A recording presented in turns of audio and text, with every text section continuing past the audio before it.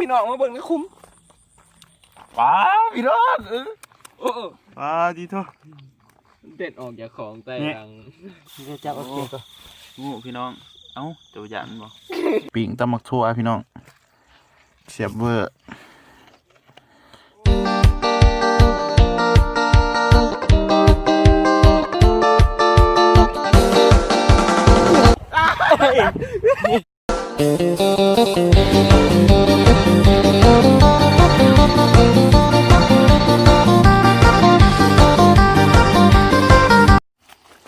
สบายดีพ่อแม่พี่น้องและFCทุกคนเด้อวันนี้ก็มาบ้านหน้าในเมืองสมบูรณ์แขวงตะปะซักคือเก่าพี่น้องมาแก่มือพี่น้องมืออันบ่ถือสบายดีนะน้องน้อยแกมือไหมพี่น้องสบายดีทุกคนเด้ออันนี้มาแก่ซื้อผ้าห่มไปน้ำพี่น้องผ้าห่มไปน้ำเป็นหนาวหลาย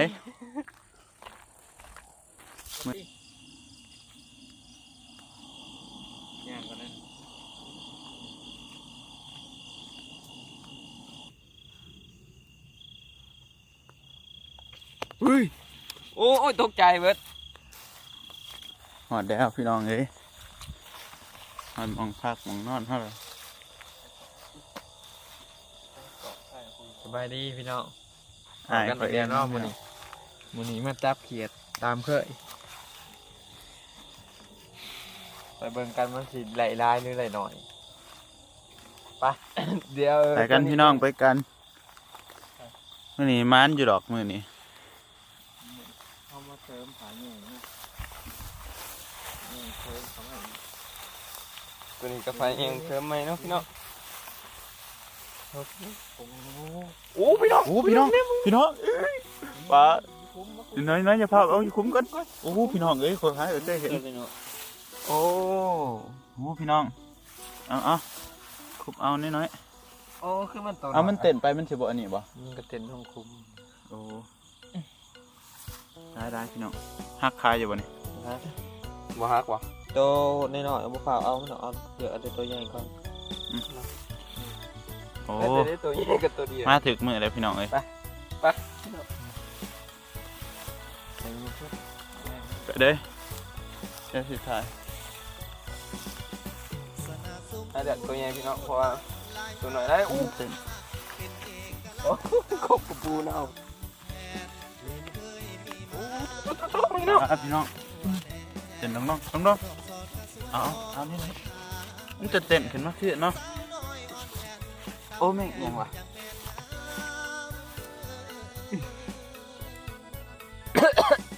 โตใหม่ๆเขาเคาะพี่น้อง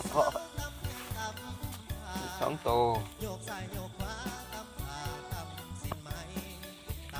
มันอยู่เหมือนคืออยู่พี่น้องไปตัวหน่อยโอ้เล่นรอยตามโอ้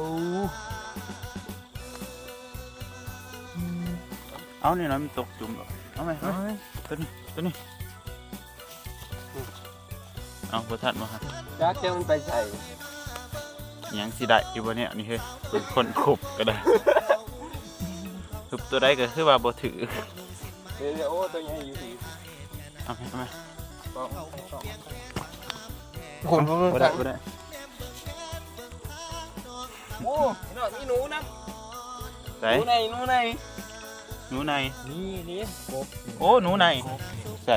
นี่ก็เห็นกบพี่น้องไปกบขยันนั้นไปปั๊บโอ้ตกดิเฮ้ยนี่ตัวนี้ไปได้อะไปแล้วได้ด่ะจงใส่เขียนนี่นี่น้อยเสียงยังตุ้มเลยมาไปตามไปเสียงยังพี่น้องตุ้มว้าตกเอาพี่น้องโอ้มันตกลงว้าเขียดจะได้มองนี่ว้าพี่น้องเห็นตัวเขียดว้าเอาโอ้คือหนูในนี่เอาได้เดี๋ยวยังเอาได้จิตโต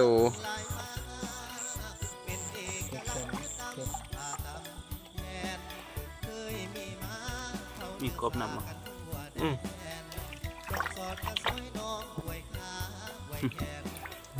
ชนะ หนูนี่เนาะเนี่ยมันจะปล่อยมันเนาะ ใจ ปล่อยเยอะตายน้องงอ มันทันตาย เอาว่าทันตายเนาะ มันจะปล่อยมันไปครับเอาแต่ตัวใหญ่ คือว่าปล่อยไปทางนี้เพราะว่าเห็น มันแฝงพัน เถาเฮ้ยมันคือเถา โอ้ ไปเบิร์ดอะไปคุมไม่ ไปคุม พี่ ไห น้ ม องครับ พี่น้องที่เอาให้สิคอยย่างกับป้องมันแต่ไม่ตก เกลียดหน่อยคุ้มนี้เกลียดหน่อย พี่น้อง โอ้ใส่จางดอน พี่ป้าพี่น้องพี่ดอยมาคุบเอาบ่คุณแม่นี่เต้นนี้ไปเลยดิโอ้ยต่ำก่อน อ้าวได้ตัวนึงโอ้ นี่ต้นใหญ่โอ้พี่น้องเอ้ย ขอยบ่ได้คุบเด้อพี่น้องขอยสิถ่ายทุกช็อตทุกมุมให้พี่น้องเบิ่งอันนี้นี่นะต้นนี้เอาไหมปองมันลงหลุมนี่ ใส่ พี่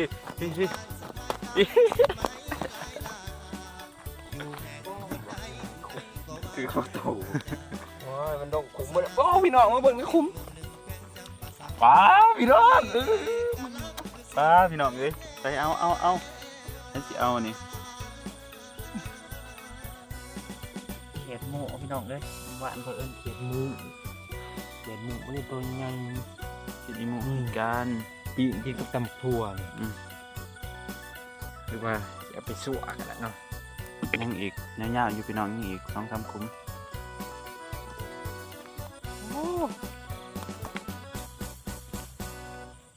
มือนี่เดือเฟื่อ เหลือเพื่อพี่น้องมือนี่คือว่าหมาน พี่น้อง จับตั้งแต่หัวค่ำจนหอดหาโมุกเสาพี่น้อง หามุ่งสาวพี่น้องติดตามเบิ่งกันเด้อ มาสิได้ แบตสิเบิดก่อนบ่จ้ะแบตเบิดก่อนก็เอาเขาเมื่อสาตอนทำผักว้าวพี่น้องเสียดูไปเอามันโดดขามคุ้มกบใหญ่นี่กบใหญ่น้อยๆตัวนี้ โอ้มีกบ 2 ตัว กบ2ตัวพี่น้องนี่ อืม นี่ อืม โอ้เกลียดนับนี่เกลียดมึงหน่อยโอ้ อะไรไปโอ้พี่น้องตัวนี้ รอหมานพี่น้อง พี่น้องต่อคุ้มไหมพี่น้องกบตัวน่ะเขียนหมูว่าได้กบตกนี่ล่ะตกคุ้มน่ะปลาคุ้มนี่แห้งหลายปลาเต้นน้องๆดองเก็บเอา มอนี่ฮะค่าเขาประเดี๋ยว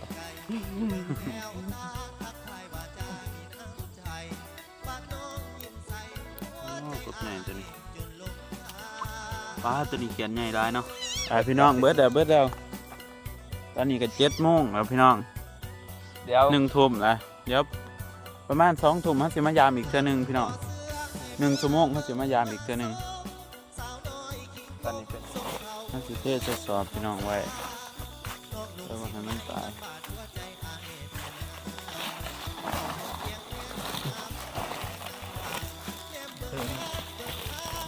ได้เติบเนี่ย สุดดีมากนะ โอ้ได้ก็ยามเบิดขึ้นเหมือนนะ มันจะพักก่อนพี่น้องนี่หมอพักเขา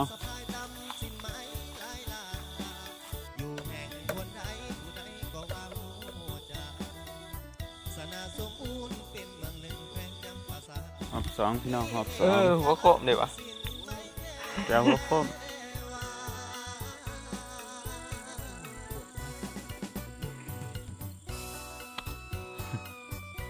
ตัวใหญ่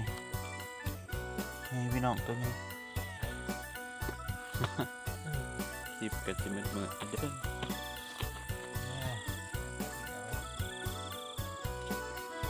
ปักดูเอาคุบเอาไหม โยโอ้เยอะได้ เยอะพี่น้องปลาที่ตัว กบมีตัวหนึ่งพี่น้อง พี่กบปลาที่ตัวเดี๋ยว จับมาเลย ว้าพี่น้องเอ้ยขึ้นมาหลายตัวนี้คุ้มนี่ขึ้นมาหลายแท้ปลาดิตัว โอ้กบมั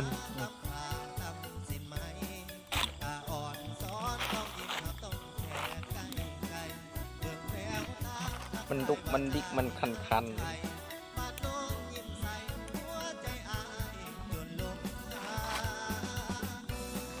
พี่น้องเบิ่งคุ้มนี่ก่อนว้าว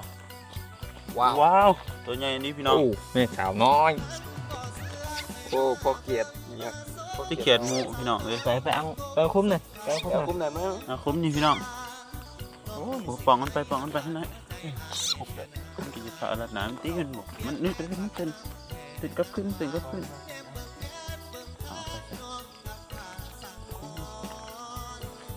ว้าวมีกบพร้อมพี่น้องมีกบตัวหนึ่ง แอบ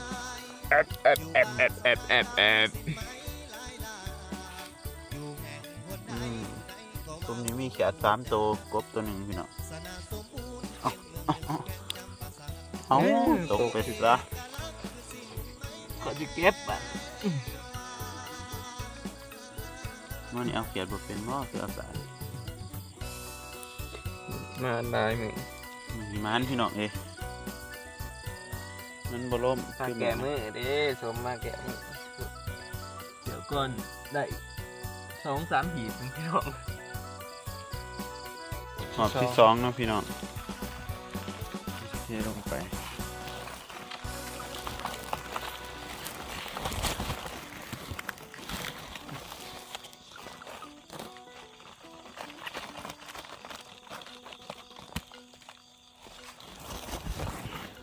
โอ้พี่น้องเลย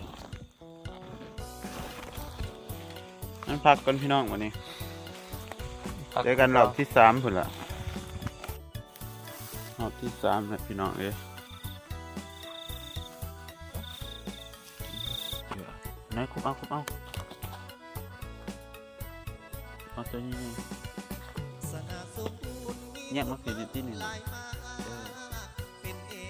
บ่เห็นเขียดเต็ม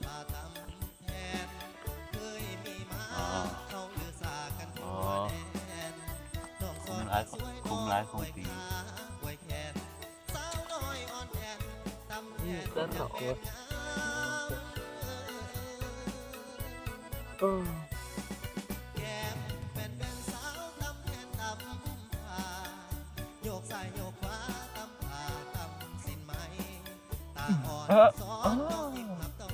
้นี่มือตัวเองแบบ เอาบ่เป็นได้มั้ย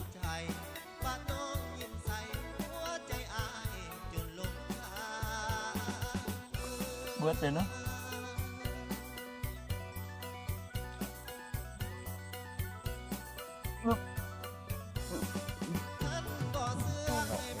เท่าไหร่วะ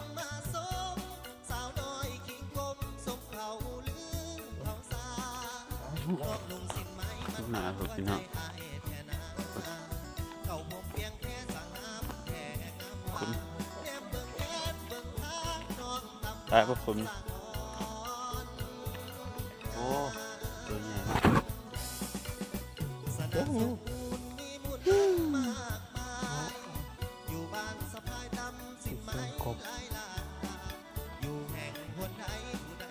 คุณร้ายพี่น้องเลยมันเด็กเลยไม่ค่อยได้ยินเสียง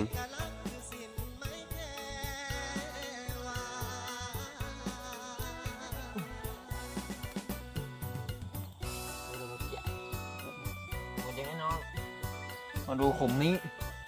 เป็นขุมนี้เนาะพี่ต้องเอาขุมอยู่โอ้ my god มื้อนี้นี่เหลือเฟี้ยนะครับพี่น้อง นี่มันคือบ่อยโอ้พี่น้องที่เด็ดเลยมือในร้ายคักพี่น้องมันยาม3เกี่ยวเลยในร้ายที่เก่า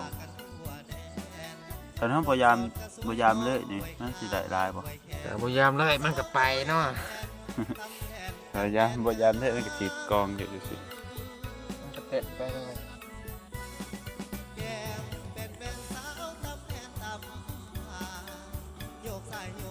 บ้านต่างๆบ่มีเด้อแนวเต็มบ้านนั่นแหละ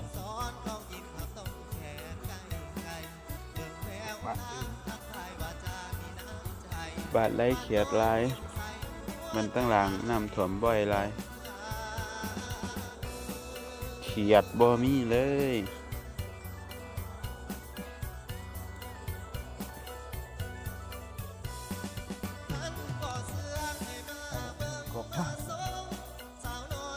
ไปพี่น้อง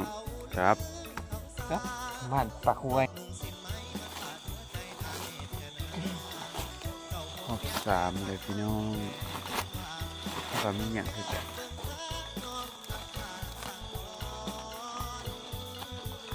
เอา กล่องนี้คือบ่มี กล่องใหญ่พี่น้องโคบลงได้เนาะกล่องสอบเลยพี่น้องเอ้ย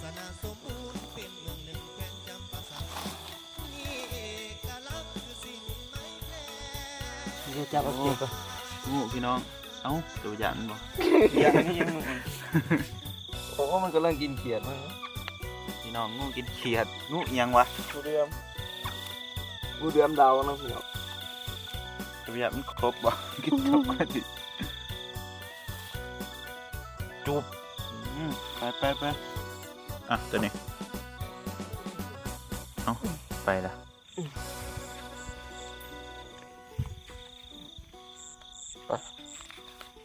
นี่ตัวนี้เอานี่ไหม เขียดเขียวพี่น้องโอ้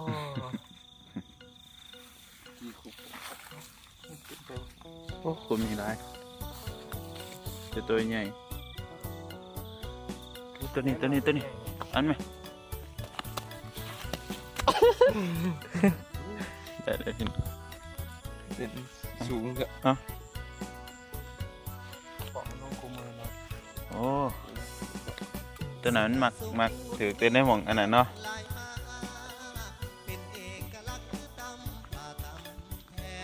เอาหม่องนี้ว้าวลงขุมลงไปเอาตัวนั้นนี่น้อยเอาตัวนั้นมาก่อน เอากลับไปน้องคุ้มคือเก่าเห็นแต่หัวคือเก่าโอ้ ฝนตกเมื่อคืนนี่เมื่อวานนี่เนาะ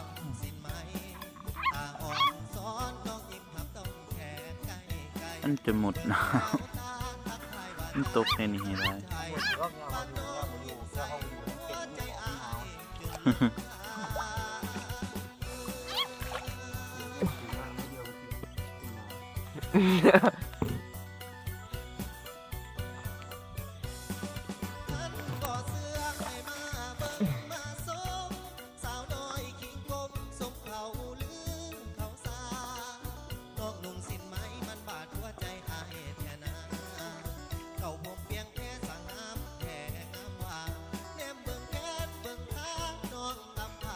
เต้ของ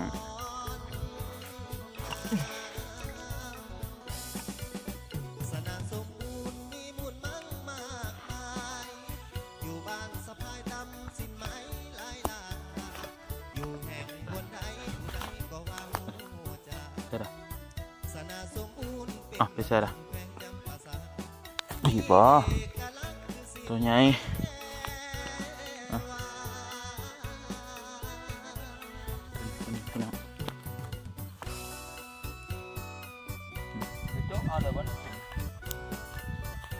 เสียงยังว่าเป็นไงปกติ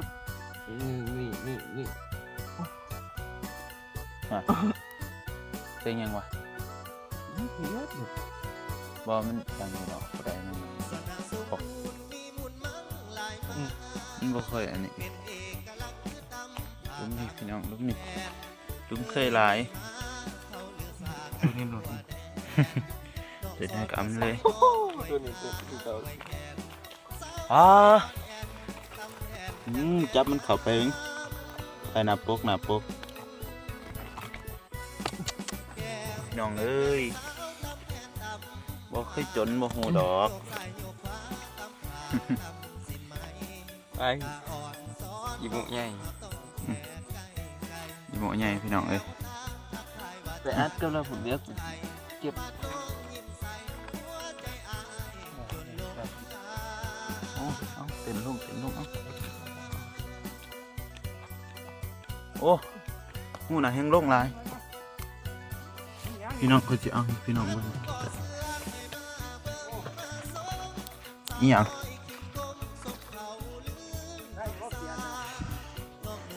ลายนี่พี่น้องเอ้ยปิ่งตำมักทั่วพี่น้องเสียบเวอร์ปิ่งตำมักทั่วไหนยังลายอยู่วะอยู่ฮะ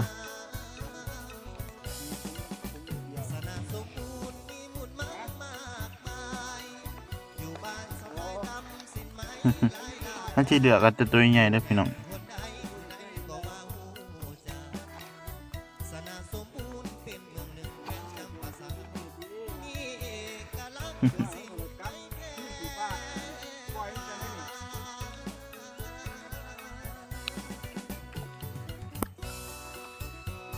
โอ้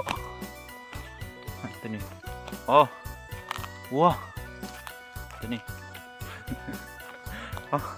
โอ้โดดลงเอามาเถอะอะไรนี่น้อยมากพี่เดี๋ยวกูบ่มีมือขุบนี่เจ๊มันเขาขึ้นโอ้ตัวนี้อันนี้น้อยตัวนี้ที่ไงเถอะ โอ้เก็บ ป้าที่ตัวนี้ขึ้นหลายเถอะ ที่เก็บมือนะ ที่เขียนหนูใหญ่ โอ้ ป้าที่ทั่ว เด็ดออกจากของแต่ยัง จะพ่อแล้วมันคือ โอ้ตัวนี้ตัว น่าจะในมือกูเนี่ยกูบ่มีมือหัก โอ้ ขอเอาที่ละหน่อย ฮักกับฮักคาเดียว เอาท่านได้หักวันนี้หักแต่บ่สุก บัวบัวท่านฮักกูคุมเอาโอ้ตัวนี้ลายปะ เบิ่งฟ้าของ โอ้ขันมีแต่ตัวใหญ่ๆซ้ำนี่เนาะเต็มหลุมเต็มหลุม ฮักสองขาฟ้าของมาปลดไป ย่ำเด็กถึงกลัวเรือไป ทางอย่างทุกคน ร้อ เนี่ย ถึงไหม ทุกคนเนี่ยทุกคนกวนด้วยกันตัวใหญ่มันดักเนาะคือตัวหน่อยเนาะเจ้าอีหนูอีนี่ยังหมูฟ้าติดกับเต็ดน้ำหมู จับมวนอันนี้ มอเราเลยว่าเอากระปูมาให้เลยเอาเมื่อจนเดาเห็นหม้อไปเสาหน่อยเดียวนึง เอาไปใส่ เอาไปใส่ แต่ดูหมูเห็ดเบียกนี่ โอ้ โอ้ เอาไปหน่อยเดียวนึงดูมันเดาอยู่อ่ะ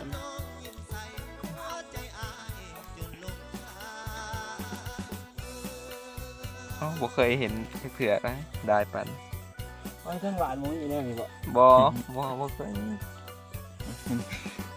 มันสิมีแต่ว่าเขาบ่เห็นนั่นน้ำท่วมเนาะบ้านเขาเนาะมันบ่ค่อยมีเขียดมาแต่อันนี้ เพราะปีสวมหอตีนเคียงทางละ ว่า ปกติ มันก็มีป่าขึ้นมาแถวนี้เนาะ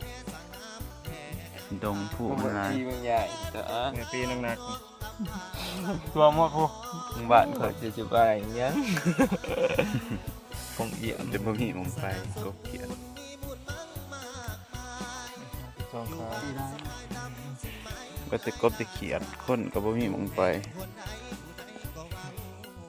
เบิดแล้วตัวน้อยบัดนั้นปล่อยมันเต็มซอบเลยพี่น้องเอ้ย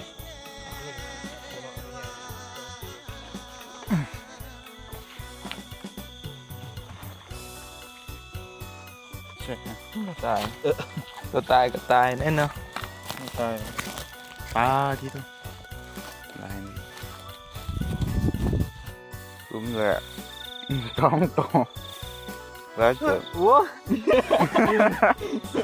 ขึ้นเลยวันนี้งูได้ยินเนาะอยู่ๆตกมือกันเลย สองสามหลายคือเก้าพี่น้องป้องไปหลายคือเก้า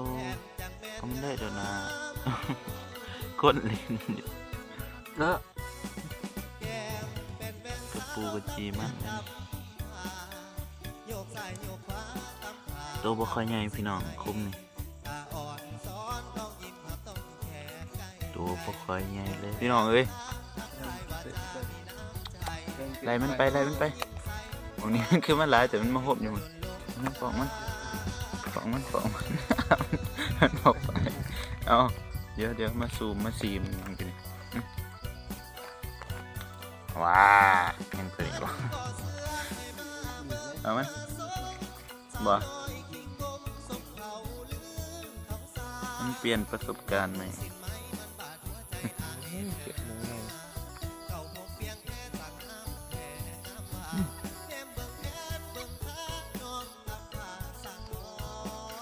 ได้ยิน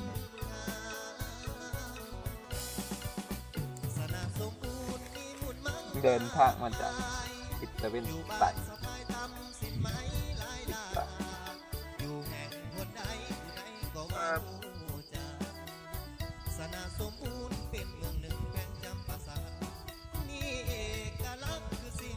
แฮดเบิร์ดวะปิดคลิปดอกวันนี้เจอกันคลิปหน้าพี่น้องป้องปลายบัดสุขูสู่คนบ๊ายบายดินหน่อย จักซื้อเนี่ย บ๊ายบายพี่น้องบ๊ายบายเธอ น้าแห้ง เจอกันคลิปหน้ามัน ห้องรอบเล็บพี่น้องมันคือหลายจังสิเงี้ยผุนโทรศัพท์แบตเบิร์ดใส่ไฟบ่ได้นี่พี่น้องเอ้ยเปิดแฟลชกับบ่ได้ทุกคนพี่น้องเคยเห็นอยู่บ่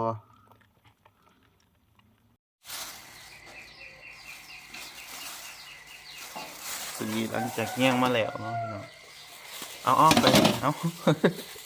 ใช้แป๊บเดียว ตัวราคาเดียว ก่อนซะให้พูดไปคล้ายวันนี้